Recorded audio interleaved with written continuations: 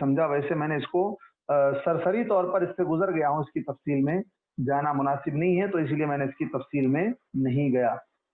अब आते हैं वजू के बाद। वजू कब फर्ज हुआ और वजू की फर्जियत, और इसी तरह वजू का तरीक़ा और उसकी फजीलत, और वजू की नीयत, वजू किन चीज़ों से टूटता है, किन चीज़ों से नहीं टूटता है, आइए हम इन चीज़ों को जानते हैं। सबसे पहले वजू की फर्जियत के ताल्लुक से अल्लाह तबारक व तआला ने सूरतुल माइदा आयत नंबर 6 के अंदर अल्लाह तबारक व तआला ने फरमाया, या अय्युहल्लज़ीना आमनू इज़ा कुमतुम इलस्सलाति फ़ग़सिलू। अल्लाह तबारक व तआला ने हम पर आयत के ज़रिए से वज़ू को फ़र्ज़ किया है। इस सिलसिले में एक और सही बुखारी और सही मुस्लिम की रिवायत है। हज़रत अबू हुरैरा रज़ियल्लाहु अन्हु से रिवायत है, नबी करीम सल्लल्लाहु अलैहि वसल्लम ने फरमाया, जब तुम में से किसी का वज़ू टूट जाए या वज़ू ना हो तो अल्लाह ताला उसकी नमाज कबूल नहीं करता यहाँ तक कि वो वज़ू ना कर ले। सही बुखारी, सही मुस्लिम, अबू दाऊद और तिर्मिज़ी। बगैर वजू के नमाज नहीं होगी। तो वजू नमाज का एक बुनियादी हिस्सा है, नमाज का एक रुकन है, उसके बगैर नमाज नहीं हो सकती है। उसके बाद आगे अल्लाह तबार जो अहकामात नाजिल किए उसके अंदर मसा का भी तस्करा है और इसी तरह तैमुम का भी तरीका है। हम फिल वक्त वजू पर बात करते हैं, फिर उसके बाद हम तैमुम के ऊपर बाद में इंशाअल्लाह बात करेंगे। वजू की फजीलत क्या है, वजू करना, क्यों वजू करना चाहिए, उसकी फजीलत क्या है। आइए इस सिलसिले में बड़ी मशहूर हदीस है नबी करीम सल्लल्लाहु अलैहि वसल्लम से जितनी हदीसें आई है उनमें से एक हदीस यहाँ पर मैं जिक्र करके अपनी बात को आगे बढ़ाता हूँ। हज़रत अब्दुल्ला बिन सनाबही रज़ी अल्लाह से रिवायत है, नबी करीम सल्लल्लाहु अलैहि वसल्लम ने फरमाया, बंदा जब वजू करता है, कुल्ली करता है, तो उसके मुंह से गुनाह निकल जाते हैं। मुंह से, जबान से जो गुनाह हुए, किसी गाली दिया, गीबत किया, चुगली किया, कुछ भी किया, तो वो सारे के सारे गुनाह मुंह से निकल जाते हैं। जब वो नाक में पानी देकर खींचता है तो उसकी नाक से गुनाह निकल जाते हैं। नाक से क्या गुनाह होता है साहब? सूंघने का गुनाह। और जब वो चेहरा धोता है तो उसके चेहरे से गुनाह निकल जाते हैं। यहाँ तक कि उसके आंखों की पलकों से गुनाह निकलते हैं। आंख की पलक है, आईब्रो जिसे हम कहते हैं, वो आईब्रो के जो बाल है उन बालों से तक गुनाह निकल जाते हैं। जब वो बाजू धोता है, हाथ धोता है, तो उसके हाथों से गुनाह निकल जाते हैं। यहाँ तक कि उसके नाखूनों के अंदर से गुनाह निकल जाते हैं, गुनाह झड़ जाते हैं। और जब वो सर का मसा करता है तो उसके सर से गुनाह झड़ जाते हैं, यहाँ तक कि उसके कानों से गुनाह गिरते हैं। जब वो अपना पाँव धोता है तो उसके पाँव की उंगलियों से गुनाह गिरते हैं। उसके बाद उसका मस्जिद की तरफ जाना और नमाज पढ़ना, और ये तमाम का तमाम इबादत है। नसाई, इब्न माजा और हाकिम की रिवायत। एक और मशहूर रिवायत है, नबी सल्लल्लाहु अलैहि वसल्लम ने कहा, भला बताओ अगर किसी के घर के सामने नहर हो, वो दिन में 5 मरतबा उसमें गुस्ल करता है, तो क्या उस पर कोई मैल, उसके जिस्म पर कोई मैल कुचैल बाकी रहता है? तो कहा कि नहीं, कोई मैल कुचैल बाकी नहीं रहता, बिल्कुल साफ और शफाफ हो जाता है। तो आप ने कहा यही मिसाल उस आदमी की जो दिन में 5 मरतबा नमाज पढ़ता है। 5 मरतबा जब भी वजू बनाता है तो गुनाह साफ हो जाते हैं। तो इस तरह ये वजू गुनाहों की सफाई का जरिया है। बल्कि इंसान जब वजू करता है, बिस्मिल्लाह कहकर वजू शुरू करता है, फिर उसके बाद वजू ख़त्म करके वजू के बाद की दुआ पढ़ता है, तो उसकी इतनी बड़ी फजीलत बयान की गई कि जन्नत के 8 दरवाजे उसके लिए खोल दिए जाएंगे, सारे गुनाह उसके माफ़ हो जाएंगे और जन्नत के 8 दरवाज़ों से उसको दाखिले की इजाज़त दे दी जाएगी, परमिशन मिल जाएगा। अल्लाह अकबर! कितना छोटा अमल है, हाथ पैर धोना है, वजू करना है, ये नीयत के ऊपर डिपेंड। हम वैसे तो घंटों जनाब वॉश बेसिन के सामने खड़े होकर रगड़ते रहते हैं हमारे लोग। हाँ, और ख़वातीन तो शादी में जाना है, दावत में जाना है तो घंटों अपना वक़्त लगाते हैं, लेकिन वज़ू जो 2 मिनट लगता है ज़्यादा से ज़्यादा, उसके लिए वक़्त नहीं होता है। वज़ू से रहना पसंद नहीं करते हैं, बल्कि वज़ू से रहने की भी फ़ज़ीलत है। वज़ू से हमेशा बावज़ू रहना चाहिए, इससे इंसान हर किस्म के शर से बचता है। और वज़ू के बाद जो 2 रकात है तहियतुल वज़ू भी इंसान को अदा करने की कोशिश करनी चाहिए। वज़ू की नीयत, नीयत पर आमाल का दारोमदार। अल्लाह के रसूल सल्लल्लाहु अलैहि वसल्लम ने फरमाया, इन्नमल अमालु बिन्नियात, अमाल का दारोमदार नीयतों पर है। नीयत ही के साथ अमल का फैसला होगा कि किस नीयत से इसने ये अमल किया है। तो वजू आप कर रहे हैं تو عبادت کی نیت سے آپ وضو کر رہے ہیں، اللہ تبارک و تعالیٰ نے ہمیں طریقہ بتلایا، اس طریقے سے وضو کر رہے ہیں۔ کوئی آیا پہلے منہ دھو لیا، بعد میں کلی کرا، پھر اس کے بعد پیر دھو لیا، پھر اس کے بعد سر کا مسح کرا، آگے پیچھے پوری ترتیب الٹ دیا، تو کیا اس کا وضو ہوگا؟ نہیں ہوگا۔ اور وہ نیت بھی نہیں کر رہا تھا وضو کی، بس ایسے ہی منہ ہاتھ دھونا چاہتے ہیں۔ جیسے کوئی آدمی باہر سے آیا ہے، ہاتھ پیر ابھی جیسے جب سے جو نا کورونا کا چل رہا ہے تب سے تو ہاتھ پیر دھونے کا زیادہ ہی ہو گیا ہے، تو پہلے جتنا نہیں دھوتے تھے اتنا اس سے زیادہ کہیں جو نا لوگ ہاتھ پیر صابن وغیرہ استعمال کرنے لگ گئے ہیں، تو اس نے آ کر ہمیں اور پاکی صفائی بھی سکھا دی ہے۔ تو یہاں پر انسان جب نیت کرتا ہے تو نیت کے حساب سے اس کو ثواب بھی ملے گا، اس کے گناہ سے بھی وہ پاک و صاف ہوگا، اور وہ عبادت کے طور پر لکھا بھی جائے گا۔ اب آئیے جانتے ہیں وضو کا طریقہ کیا ہے۔ بہت سی حدیثیں ہیں وضو کے طریقے کے تعلق سے۔ ایک مشہور حدیث ہے حضرت عثمان رضی اللہ عنہ، جو صحیح بخاری اور صحیح مسلم کی روایت ہے، اور اس کے اندر تقریباً تمام کا تمام وضو کا طریقہ آ گیا۔ حضرت عثمان رضی اللہ عنہ نے وضو کے لیے پانی منگوایا۔ پہلے آپ نے 3 مرتبہ اپنے ہاتھوں پر پانی ڈالا، اپنے کلائیوں پر 3 مرتبہ اس کو دھویا، پھر برتن میں ہاتھ ڈالے اور 3 مرتبہ کلی، مطلب برتن سے مراد مگ ہے، مگ میں پانی ہے تو ہاتھ ڈال کر پانی لیا اور 3 مرتبہ کلی کی، پھر اس کے بعد 3 مرتبہ ناک میں پانی چڑھا کر ناک کو جھاڑا۔ جھاڑنے سے مراد جھاڑو سے جھاڑنا نہیں ہے، ناک کو جھٹکنا ہے تاکہ ناک کے اندر کا کچرا اور غلاظت صاف ہو جائے، اور اس کے بعد 3 مرتبہ چہرہ دھویا، پھر 3 مرتبہ کوہنیوں تک دونوں ہاتھ دھوئے، پھر سر کا اور کانوں کا مسح، ایک روایت کے اندر کانوں کا بھی، گردن کا نہیں ہے بھائی، آگے آ رہی بات، گردن کا مسح نہیں ہے، کانوں کا مسح ہے۔ پھر 3 مرتبہ ٹخنوں تک دونوں پاؤں دھوئے۔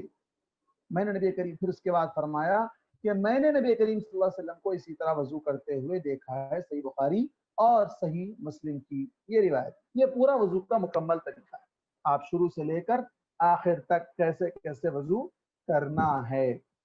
اب اس میں کچھ چیزیں ایسی ہیں جو فرض ہے، جس کے بغیر وضو نہیں ہوتا، اس کو کرنا ہی کرنا ہے، اور کچھ چیزیں ایسی ہیں جو سنت ہے۔ تو آئیے ہم دیکھتے ہیں کہ وضو کے فرائض کیا ہیں۔ وضو کے فرائض میں سب سے پہلا فرض ہے چہرے کا دھونا۔ اللہ تعالیٰ نے کہا فَاغْسِلُوا وُجُوهَكُمْ، کوئی آدمی آیا، ہاتھ دھو لیا، کلی کر لیا، ناک میں پانی چڑھا اور وہ چہرہ دھونا بھول گیا، وضو ہوا؟ نہیں ہوا۔ وضو کے اندر چہرے کا دھونا فرض ہے، اس کو دھوئے بغیر وضو نہیں ہو سکتا ہے۔ اسی طرح ہاتھوں کا دھونا، کونیوں تک ہاتھ دھونا ہے، ہاتھ دھونا بھول گیا، منہ دھو لیا، ہاتھ دھوئے بغیر اٹھ کر چلا گیا، پیر دھو لیا جلدی جلدی، ایسا ہوتا ہے بس آج لوگوں سے۔ تو کوہنیوں تک ہاتھ بھی دھونا وضو میں شامل ہے، لیکن 1 مرتبہ دھونا فرض۔ اچھا یہ جو 3 کا جو معاملہ ہے، ہر کام کو 3 مرتبہ کرنا، 3 مرتبہ ہاتھ دھونا، 3 مرتبہ کلی کرنا، 3 مرتبہ چہرہ دھونا، 3 مرتبہ پھر ہاتھ دھونا، 3 مرتبہ پیر دھونا، تو یہ جتنے بھی 3 کے ہیں، یہ 1 مرتبہ دھونا فرض ہے، 2 یا 3 مرتبہ دھونا سنت ہے۔ یعنی اگر پانی کم ہو کسی کے پاس، اب آپ 3 مرتبہ دھونے جائیں گے تو پانی ختم ہو جائے گا، وضو نہیں کر پائیں گے، تو 1 مرتبہ بھی اگر آپ دھو لیتے ہیں اور وہ حصہ بھیگ جاتا ہے، سوکھا ہوا نہیں رہتا ہے، تو آپ کا وضو ہو جائے گا۔ اس کے بعد تیسرا فرض، وضو کا فرض تیسرا، سر کا مسح کرنا، سب کے نزدیک فرض ہے سر کا مسح۔ اب کتنے سر کا مسح کرنا ہے، اس سلسلے میں علماء کے درمیان اختلاف ہے، بعض نے کہا پورے سر کا مسح، بعض نے کہا سر کے ابتدائی حصے کا آدھے سر کا مسح، بعض نے کہا صرف پگڑی پر مسح، لیکن صحیح بات تو یہ ہے کہ پورے سر کا مسح کرنا ہے۔ کہاں سے سر کا مسح شروع ہوتا ہے؟ اپنے دونوں ہاتھوں کو لے کر آپ گردن، یہاں سے آپ سر کے شروع، جہاں سے بال شروع ہوتے ہیں وہاں سے آپ شروع کریں گے، آگے سے گردن کی طرف لے جائیں گے، پیچھے جہاں پر بال ختم ہو رہے ہیں وہاں تک لے جائیں گے، پھر وہاں سے واپس ریٹرن پلٹا کر پھر وہاں تک لائیں گے جہاں سے آپ نے اس کو شروع کیا۔ صحیح بخاری اور صحیح مسلم کے اندر اس سلسلے میں حضرت عبداللہ بن زید رضی اللہ عنہ سے روایت ہے، نبی کریم صلی اللہ علیہ وسلم نے اپنے دونوں ہاتھوں سے سر کا مسح کیا، پہلے اپنے دونوں ہاتھوں کو آگے سے گردن کی طرف لے گئے اور پھر پیچھے سے آگے لائے جہاں سے شروع کیا تھا۔ تو یہ حدیث صحیح بخاری اور صحیح مسلم کی ہے، جس کے اندر پورا سر آ گیا، شروع سے لے کر آخر تک، جہاں سے بال شروع ہو رہے ہیں اور جہاں بال ختم ہو رہے ہیں وہاں تک۔ دوسرا بعض نے امام مسلم کی ایک روایت کو پیش کرتے ہوئے کہا کہ سر کا ابتدائی حصہ آدھا حصہ یعنی سامنے جو تالو کا حصہ ہے اتنا، جیسے کہ حدیث ہے کہ حضرت مغیرہ بن شعبہ رضی اللہ عنہ سے روایت نبی کریم صلی اللہ علیہ وسلم نے اپنے سر کے ابتدائی حصے اور پگڑی اور موزوں پر مسح فرمایا۔ اب یہاں یہ کہا گیا کہ پگڑی ہونے کی وجہ سے آپ نے سر کے ابتدائی حصے کے ساتھ پگڑی کو شامل کر لیا، اگر پگڑی نہ ہوتی تو آپ پورے سر کا مسح کرتے۔ تو بہرکیف سر کا پورا مسح کرنا ہے۔ اب اس کے بعد مسئلہ ہے کانوں کا مسح۔ کانوں کا مسح چونکہ وہ بھی آپ صلی اللہ علیہ وسلم سے ثابت ہے، کان میں جو انگلیاں شہادت کی انگلی ہے یا اس کے ساتھ لیفٹ ہینڈ کی جو انگلی ہے اس انگلی کو کان کے اندر رکھ کر انگوٹھوں کو کان کے پیچھے سے لے کر آپ کان کا مسح کریں گے۔ سر کے مسح کے ساتھ ساتھ کان کا بھی مسح کیا جائے گا۔ البتہ گردن کا مسح کرنا ثابت نہیں ہے، بات آ گیا ہے۔ پاؤں کا ٹخنوں تک دھونا یہ بھی فرض ہے، یہ سنت ہے۔ کان کا مسح کرنا سنت ہے، فرض نہیں۔ سر کا مسح کرنا فرض ہے۔ اب آئیے پاؤں کا ٹخنوں تک دھونا۔ اب پہلے آپ 4 فرض کو یاد کر لیجیے۔ پہلا چہرہ دھونا، دوسرا ہاتھوں کو کونیوں تک دھونا، تیسرا پورے سر کا مسح کرنا، چوتھا پاؤں کو ٹخنوں تک دھونا۔ یہ 4 چیزیں وضو کے فرائض ہیں، وضو کے فرائض ہیں۔ حضرت عبداللہ بن عمر رضی اللہ عنہ سے روایت ہے ایک سفر میں نبی کریم صلی اللہ علیہ وسلم ہم سے پیچھے رہ گئے جس کی وجہ سے ہمیں عصر کی نماز میں دیر ہو گئی۔ ہم وضو کرتے ہوئے پاؤں پر مسح کرنے لگے۔ نبی کریم صلی اللہ علیہ وسلم نے بلند آواز سے 2 یا 3 مرتبہ فرمایا ایڑیوں کو آگ سے تباہ ہونے سے بچاؤ، ایڑیوں کو آگ سے تباہی ہو، یعنی ایڑیوں کو دھو مسح نہ کرو۔ صحیح بخاری اور صحیح مسلم کی روایت ہے پیروں کو پوری طرح دھونا ہے، کہاں تک؟ ایڑیوں تک اور ٹخنوں تک پوری طرح اس کو اچھی طرح دھونا ہے۔ جو وضو کی سنتیں ہیں جیسے شروع میں بسم اللہ پڑھنا اور اسی طرح کلی کرنا، ناک میں پانی ڈالنا اور کانوں کا مسح کرنا، یہ سب کیا ہیں؟ اس کے سنتیں، وضو کی سنتیں۔ اس میں 2 چیزیں ہیں وضو کی سنتوں میں، ایک مؤکدہ اور دوسری ہے غیر مؤکدہ۔ مؤکدہ مطلب جس کے بارے میں تاکید کی گئی ہے اس کو کرنا ضروری ہے، غیر مؤکدہ مستحب ہے، کرو بھی تو چلے گا، نہیں کرو گے تو بھی چلے گا۔ تو سب سے پہلی چیز ہے بسم اللہ کا پڑھنا۔ بسم اللہ ہر کام کے شروع میں پڑھنا چاہیے، جس نے بسم اللہ نہیں پڑھی اس کا وضو نہیں ہوا۔ ایک روایت آئی ہے لیکن سند کے اعتبار سے اتنی قوی نہیں ہے، لیکن جو عام حدیث ہے آپ صلی اللہ علیہ وسلم کی جس میں آپ نے کہا تھا کہ ہر کام بسم اللہ سے شروع کرنا چاہیے، اس اعتبار سے بسم اللہ پڑھنا چاہیے۔ دوسرا ہے مسواک، یہ بھی مسنون عمل ہے، تاکید کی کہ اللہ کے رسول صلی اللہ علیہ وسلم نے کہا اگر میری امت پر دشوار نہ ہوتا تو میں ہر وضو کے وقت انہیں مسواک کرنے کا حکم دیتا۔ یہ اللہ کے نبی کی رحمت کا ایک عالم ہے کہ آپ نے اپنی امت پر مسواک کرنے کو فرض قرار نہیں دیا۔ کیا تیسری سنت 3 مرتبہ ہاتھوں کا کلائیوں تک دھونا، جیسے ہم نے کہا تھا وہاں پر 1 مرتبہ دھونا فرض ہے، دوسری مرتبہ تیسری مرتبہ سنت ہے، اور اسی طرح 3 مرتبہ کلی کرنا، جب تم وضو کرو تو کلی کرو، یہ بھی روایت ہے، یہ بھی سنت ہے۔ سنت سے مراد ہر وہ کام جو نبی کریم صلی اللہ علیہ وسلم کا معمول اور طرز عمل رہا ہو، اس کا یہ مطلب نہیں کہ آپ اس کو چھوڑ دیں تو چلے گا، ایسی بات نہیں ہے۔ اور 5ویں سنت ہے 3 مرتبہ ناک میں پانی دے کر اس کو صاف کرنا، یہ بھی سنت ہے۔ صحیح بخاری اور صحیح مسلم کی روایت ہے جب تم میں سے کوئی شخص وضو کرے تو اپنی ناک میں پانی لے اور اسے صاف کرے۔ ناک میں پانی کس طرح داخل کیا جائے؟ اس کا طریقہ یہ ہے کہ ناک میں پانی دائیں ہاتھ سے لیا جائے، رائٹ ہینڈ سے پانی لے کر ناک میں اوپر چڑھایا جائے، لیفٹ ہینڈ سے ناک کو صاف کیا جائے۔ صحیح بخاری اور صحیح مسلم کی روایت ہے حضرت عبداللہ بن زید رضی اللہ عنہ سے کہ نبی کریم صلی اللہ علیہ وسلم نے ایک ہی چلو سے منہ اور ناک میں پانی لیا، ایسا آپ نے 3 مرتبہ۔ اچھا پانی کم ہے، آپ 3 مرتبہ جو نا آپ منہ دھونا ہے تو آپ کیا کرتے تھے؟ ناک میں پانی لیتے ہوئے منہ دھو لیتے تھے، ایک ہی ساتھ 2 کام ہو رہے ہیں، ایک ہی ساتھ دونوں کام ہو رہے ہیں، ایسا بھی کیا جا سکتا ہے۔ اور اسی طرح انگلیوں کے درمیان خلال کرنا، ہاتھ اور پاؤں کی انگلیوں کے درمیان خلال کس کو کہتے ہیں؟ اب آج کرنٹ کا ایک مسئلہ ہو گیا، ورنہ میں یہ ساری چیزیں جو ہے آپ کو کیمرہ آن کر کے بتلا دیتا. انشاءاللہ دیکھتے ہیں آئندہ اتوار ہم کیمرے کے ساتھ پریکٹیکل کر کے کوشش کرتے ہیں. اور اس کے بعد پاؤں کی انگلیوں میں، عام طور پر ہاتھ کی انگلیوں میں تو پانی جانے کا امکان ہے، لیکن پاؤں کی انگلیاں بسا اوقات بعض لوگوں کی بالکل قریب قریب ہوتی ہیں، اور خاص طور پر جن کا پاؤں ذرا بھاری بھرکم ہو، موٹے تازے لوگ ہوں، تو ان کا پاؤں کی انگلیاں تو بالکل ایسی چپکی ہوتی ہیں، تو وہاں انہیں اپنی پاؤں کی انگلیوں میں خلال کرنا ہے. ترمذی اور ابن ماجہ کی روایت ہے، آپ صلی اللہ علیہ وسلم نے فرمایا جب وضو کرو تو اپنے ہاتھوں اور پاؤں کی انگلیوں کے درمیان خلال کرو. داڑھی کا خلال کرنا یہ بھی سنت ہے. حضرت عثمان رضی اللہ عنہ سے روایت ہے، نبی کریم صلی اللہ علیہ وسلم نے داڑھی کا خلال فرمایا کرتے تھے. داڑھی اگر کسی کی ہے، بڑی داڑھی ہے، گھنی داڑھی ہے، تو اس کو داڑھی کے درمیان ہاتھ ڈال کر ہلانا چاہیے تاکہ پانی اندر تک چلا جائے. اسی طرح آٹھویں سنت تمام اعضاء کا تین مرتبہ دھونا. جیسے ہم نے پہلے بھی کہا کہ 1 مرتبہ دھونا فرض ہے، 2 اور 3 مرتبہ دھونا سنت ہے. 9ویں چیز تیامن. تیامن کا مطلب ہے کہ وضو میں جو اعضاء دو ہیں، جیسے 2 ہاتھ ہے، تو ان کو کیا کریں گے؟ پہلے کون سا ہاتھ دھوئیں گے؟ پہلے رائٹ ہینڈ دھوئیں گے، پھر لیفٹ ہینڈ دھوئیں. تیامن کا مطلب رائٹ سائڈ، تو پہلے رائٹ پھر بعد میں لیفٹ. اللہ کے رسول صلی اللہ علیہ وسلم سے صحیح بخاری اور صحیح مسلم کی روایت، حضرت عائشہ رضی اللہ عنہ فرماتی ہیں کہ آپ صلی اللہ علیہ وسلم جوتا پہننے میں، کنگھی کرنے میں، وضو کرنے میں اور اپنے دوسرے تمام کاموں میں دائیں طرف سے شروع کرنا، رائٹ ہینڈ سے کرنا پسند کرتے تھے، رائٹ سائڈ سے کرنا پسند کرتے تھے. اور 10ویں سنت ہے تمام اعضاء کو مل کر دھونا. مل کر دھونا مطلب اب آپ ہاتھ پر نل، ہم کیا کرتے ہیں نل کے نیچے ہاتھ رکھ دیتے ہیں، ہاتھ دھونا یہاں سے لے کے کونی تک ایسا پھیلا دیتے ہیں.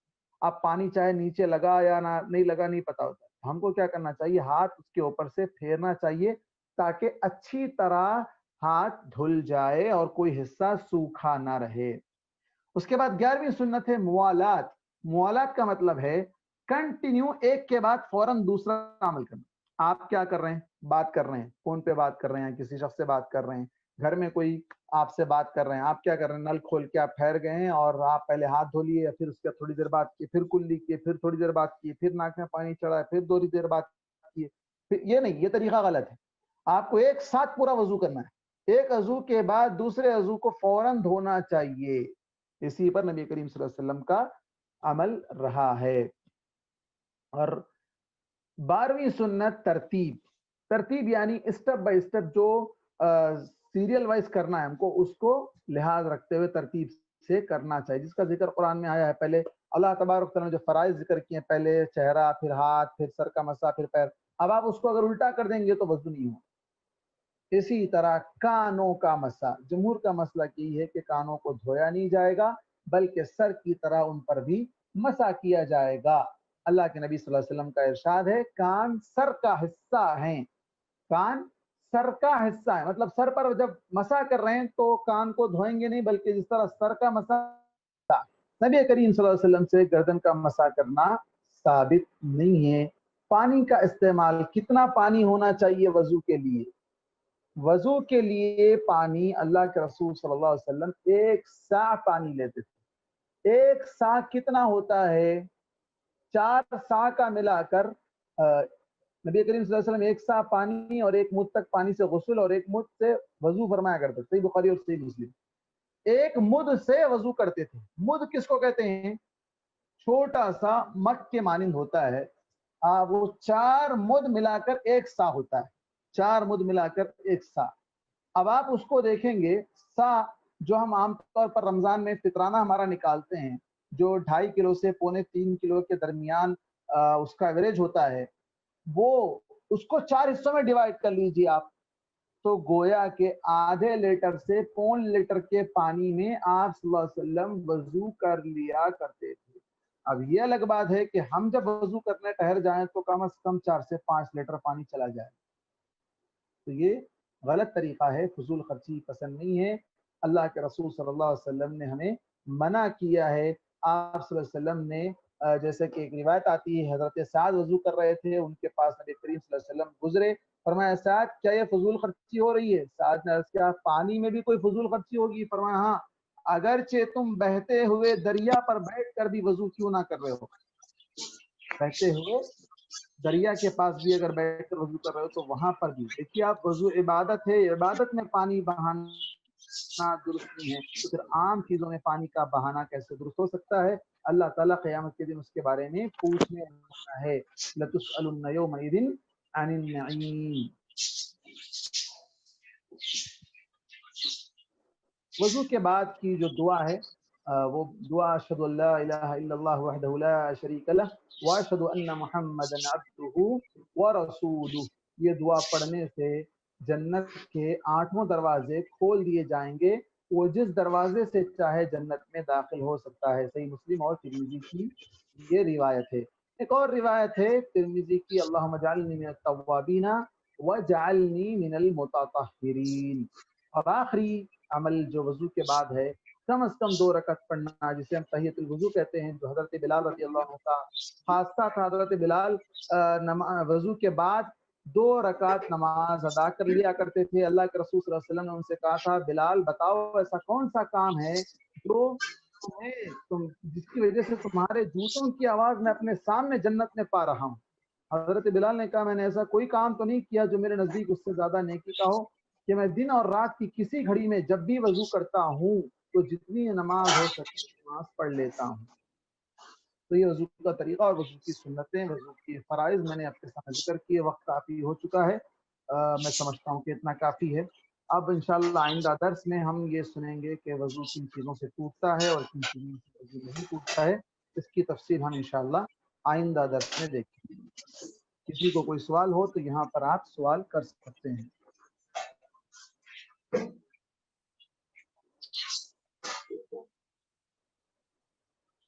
کسی کو کوئی سوال ہو تو سوال کر سکتے ہیں.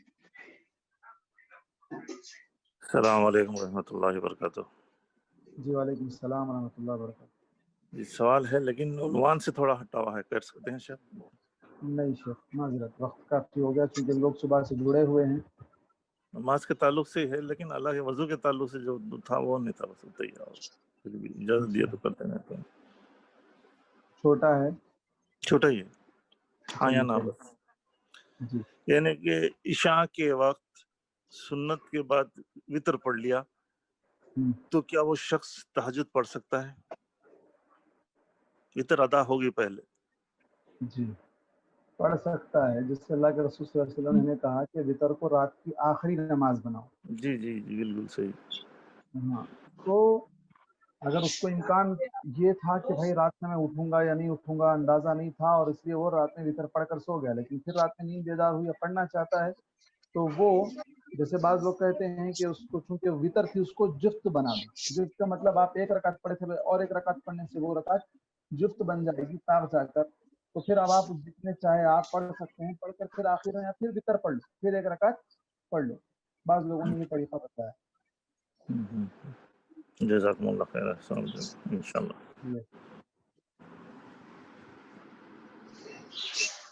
جی منور بھائی کوئی سوال؟